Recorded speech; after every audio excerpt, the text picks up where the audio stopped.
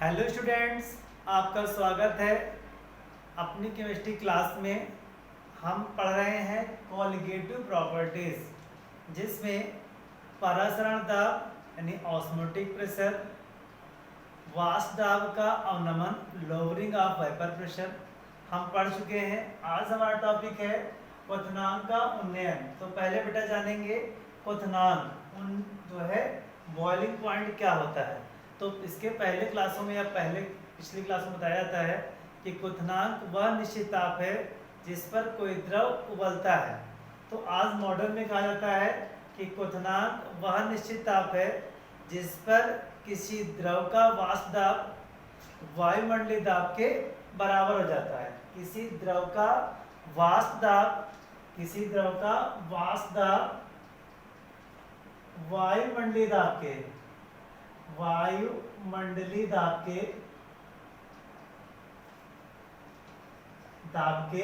बराबर हो जाता है।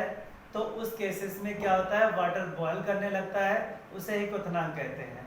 यानी किसी द्रव का वाष्प दाब उसके वायुमंडलीय दाब के बराबर हो जाता है, उस विलयन का क्वथनांक कहलाता है। तो फिर हम देखेंगे क्वथनांक का उन्नयन। तो कहा गया कि जब किसी द्रव विलायक में, शुद्ध विलायक में कोई आवाष्पशील पदार्थ घोलते हैं तो उसका वाष्प दाब कम हो जाता है। जब वाष्प दाब कम हो जाएगा तो परिणाम स्वरूप क्वथनांक बढ़ जाता है। तो हम ये कह सकते हैं क्वथनांक बढ़ जाता है। तो विलायक और विलयन के क्वथनांक के विलायक शुद्ध विलायक कह सकते हैं कि शुद्ध विलायक व विलयन के क्वथनांक के अंतर को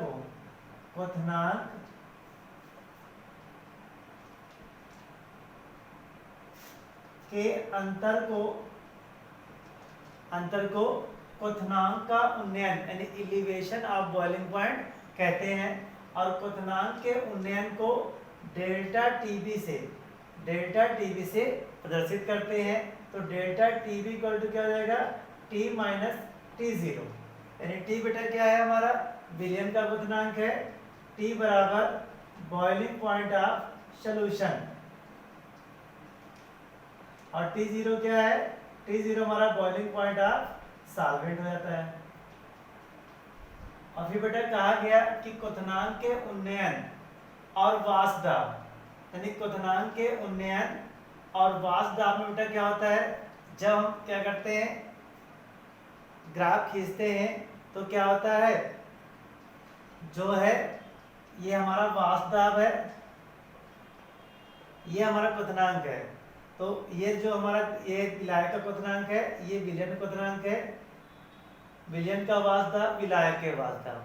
तो कहा कि जब ग्राफ खींचते हैं तो हमें जो है सॉल्वेंट ए और जो है सॉल्यूशन बी ग्राफ प्राप्त होता है।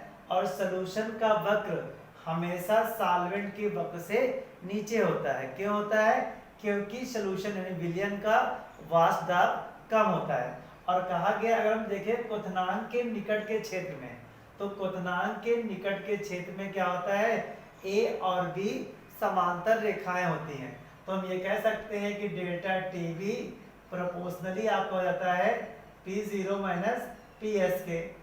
और जो हमारे इसे कहते हैं वाष्प दाब, इसे कहते हैं वाष्प दाब का उन्नयन कहते हैं। तो बेटा होता क्या है कि वाष्प दाब का जो अवनमन है, वाष्प दाब अवनमन हमारा क्या होता है, जो अंतर होता है, तुमने पीछे पढ़ाया, तो ये किसके पर प्रोपोर्शनली होता है, ये प्रोपोर्शनली होता है मोल प्रभाज के, यानी कि विलेय के मोल प्रभाज के समानुपाती होता है। तो हम ये कह सकते हैं डेल्टा टीबी यानी क्वथनांक का उन्नयन जो होता है प्रोपोर्शनली क्या हो जाएगा, विलेय के मोल प्रभाज के समानुपाती हो जाएगा। और ये हो जाएगा तो हम कह सकते हैं कि हमारा क्वथनांक का उन्नयन भी एक प्रकार का अणुसंख्य गुणधर्म है। और कहा गया बेटा अगले में क्या है कि जो हमारा क्वथनांक का उन्नयन है डेल्टा टीबी है, यह प्रोपोर्शनली होता है किसके, मोलरता के। ये मोलरता के समानुपाती होता है। तो जब हटेगा तो क्या कोई ना कोई स्थिरांक आएगा, तो बराबर क्या हो जाएगा, के बी एम हो जाएगा। के वी एम हो जाएगा बेटा, क्या देखो जाएगा, तो के वी क्या है हमारे पास, के वी इक्वल टू जाता है, कहते हैं के वी कहते हैं molar elevation constant, molar elevation constant. और सभी ये क्या होता है बेटा, सभी विलायकों के लिए इसका मान निश्चित होता है। और बेटा मोलरिटी को तुमने क्या पढ़ा है कि विलेय का भार बटे विलायक का भार गुणे उसका अणुभार हो जाएगा। अणुभार किसमें, केजी में पढ़ाया गया है। अगर हम ग्राम में करें तो क्या कर सकते हैं, 1000 से मल्टीप्लाई करा देंगे। तो हम यार ये वैल्यू यहाँ पुट कर देंगे, क्या आएगा, डेल्टा टीवी बराबर, डेल्टा टीवी इक्वल टू क्या हो जाएगा, kV into 1000 into small W बटे एम इंटू कैपिटल डब्ल्यू। तो बेटा क्या हो जाएगा, देखो ये एम बचा था, तो एम इक्वल टू क्या हो जाएगा, एम इक्वल टू जाएगा kV into 1000 into small W upon delta TV into capital W. इसमें रहेगा, ग्राम में ही रहेगा। बेटा देखिए इस सूत्र से क्या होगा, हम इस सूत्र की मदद से जो है विलेय का अणुभार ज्ञात कर सकते हैं, यानी m बराबर केवी इंटू 1000 इंटू स्मॉल डब्ल्यू बेटा टीवी इंटू कैपिटल डब्ल्यू। अब बेटा हमने कहा कि केवी क्या है हमारे पास है, मोलर एलिवेशन कांस्टेंट, और स्मॉल डब्ल्यू क्या हो जाएगा, स्मॉल डब्ल्यू हो जाएगा मास ऑफ सॉल्यूट हो जाएगा, और कैपिटल डब्ल्यू क्या हो जाएगा, मास ऑफ सॉल्वेंट हो जाएगा।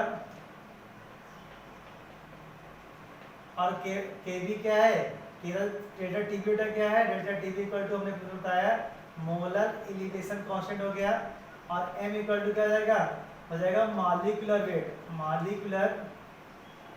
Molecular weight of solvent, sorry of solute, यानी कि विलेय का अणुभार हो जाएगा। हम इन डाटा की मदद से न्यूमेरिकल भी लगा सकते हैं। और अगर इसके पहले के अगर लेक्चर देखने तो आपको चैनल सब्सक्राइब करके प्लेलिस्ट में जाकर आप सारे वीडियो देख सकते हैं। Thank you.